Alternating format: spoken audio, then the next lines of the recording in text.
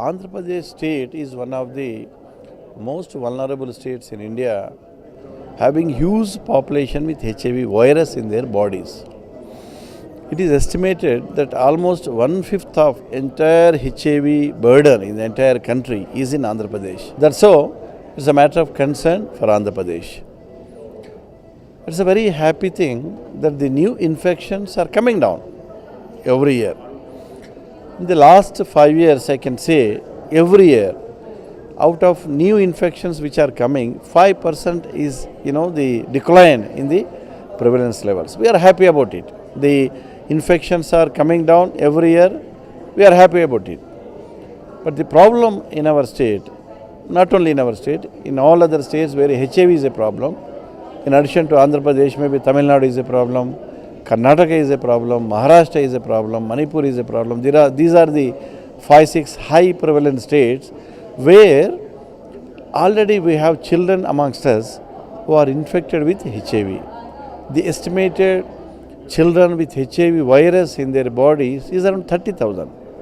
But in addition to infected children, there are also lot of children who are affected by this disease in the sense either their father was infected or mother was infected, and as a result they have become either orphans or semi-orphans, and they have become victims of this problem indirectly. All such children infected and affected both together amount to around 2 lakhs. So for these 2 lakhs of children, government is trying to do in terms of giving education, nutrition, and recently they started sanctioning pension also for the children. But in addition to this, because the magnitude of problem for the children is very huge, social as well as financial or economical, lot of NGOs and CBOs, the community-based organizations are also coming forward, and they are coming to the rescue of such children.